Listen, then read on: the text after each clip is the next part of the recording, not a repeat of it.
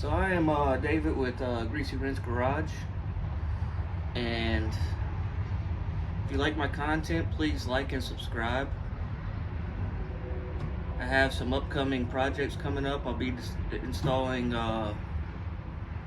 Dakota digital gauges in a 86 Chevy C20. I will be dealing with a collapsed DOD lifter on a L83 Chevy Silverado. On my channel, I'd like to work on anything from heavy machinery to cars, trucks, boats, motorcycles, whatever y'all like to see. Let me know, and we will make it happen if possible. If you're looking for a how-to video, some of my videos will be how-to. Some of them will be transformation style videos of a big projects. We will be doing customization videos and general repairs and anything in between. I'm currently in the process of building a K20 Z3 for a Honda Civic Si. On the back burner, I have a 1973 Super Beetle that will be getting a full restoration. That will come to the channel eventually, hopefully. I have a Mercedes SLK 230 that will be getting general maintenance, a paint job, and interior parts replaced.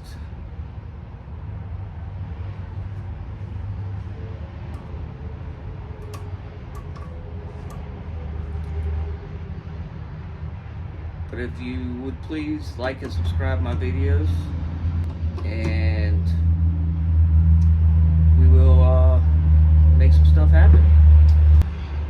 I will also be trying to upload a couple of videos a week. If I have enough, I will try and post new videos every single day. So we'll see how it goes. So today here on Greasy Wrench, we'll be working on this Bobcat T140. I believe it is a 2006 model. It has a no start issue, brand new battery 2 days ago. I verified the no start issue. I've got my meter pulled out. So now I'm going to test and see the voltage on this battery. So I'm going to get a probe there.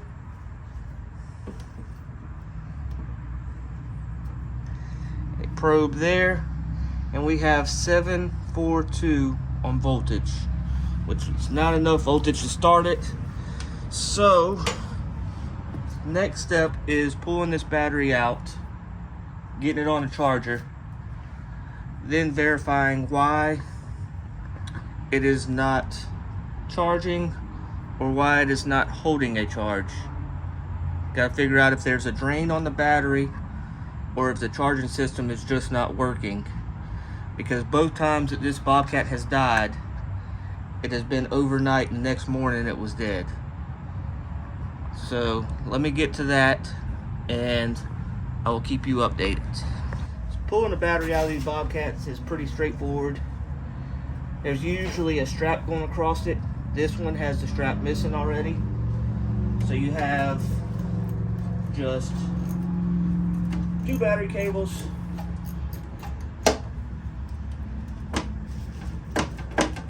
that you will take off.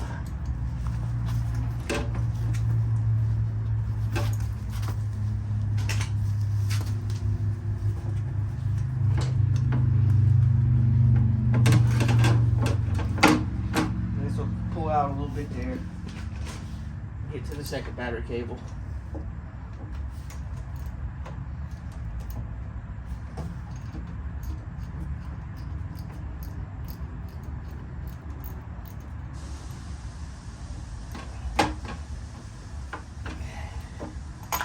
get it loose.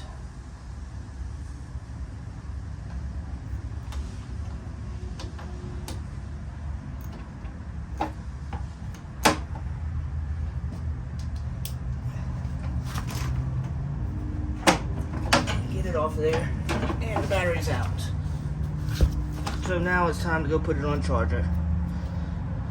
We'll need to clean up these connections just a little bit. They are got a little bit of corrosion on it, but we'll get that done before the battery goes back in. And while we got that battery on the charger, we're gonna check for fuses and stuff that I don't need the battery installed for. If you're not familiar with these Bobcats, the fuse box is located right here in between your legs usually. Sometimes they're over here on the wall, but on this one it is here. Now, because of where the Bobcat is parked, I cannot lift the cab up. I do not have the clearance for that. So I have to get that battery charged and get this Bobcat moved before I can even inspect the alternator. So, first things first, get this fuse box cover off. Just 2 1/2-inch screws, or bolts if you want to call them bolts. That's what they are.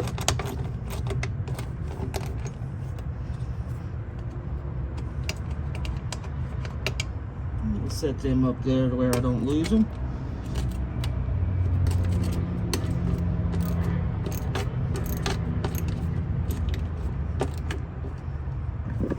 Let me swap hands here so I can.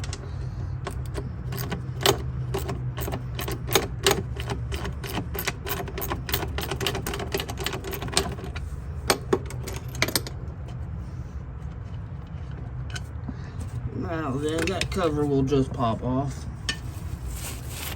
And on the back of here, we have what all the fuses are. So what we're looking for,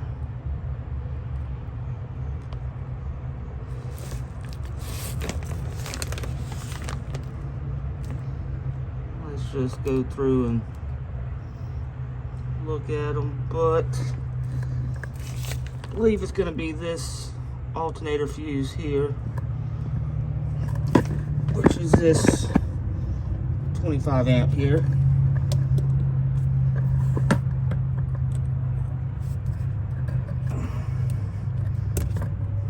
And then we're going to pull it and look at it. Focus. And that is a good fuse. Put it right back in there, and then we'll look at this again and make sure there's nothing else that would be causing an alternator to not work. And from what I can see, there's nothing else here. So we're gonna let that battery charge for a little while, and we will come back to this. Now we'll be cleaning these battery terminals here, now that we have verified the fuses are not bad. It's using a standard little cheap battery terminal cleaner, nothing fancy.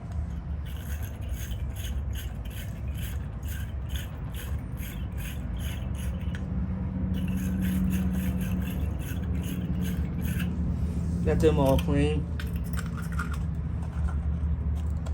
Before I put the battery back in, I will put some dielectric grease on the terminals to keep them from corroding again.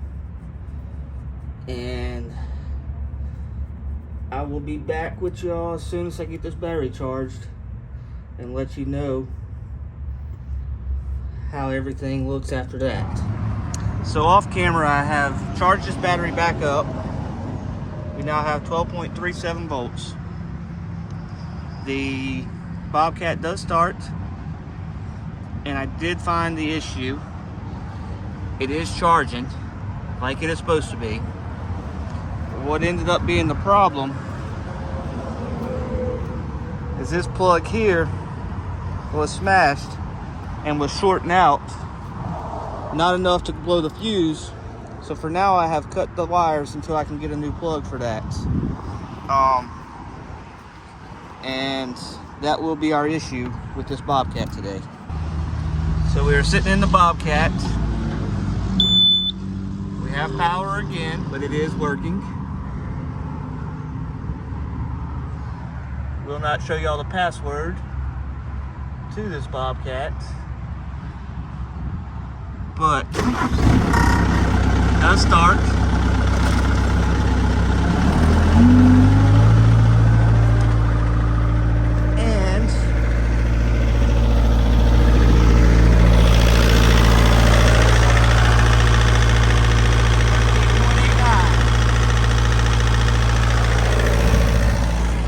We're gonna call that a wrap with this Bobcat. Sorry about the sun.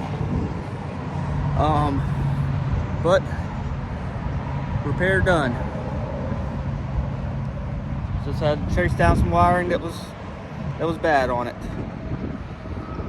And I will be replacing that plug, but I don't know if I'm gonna do it on camera. So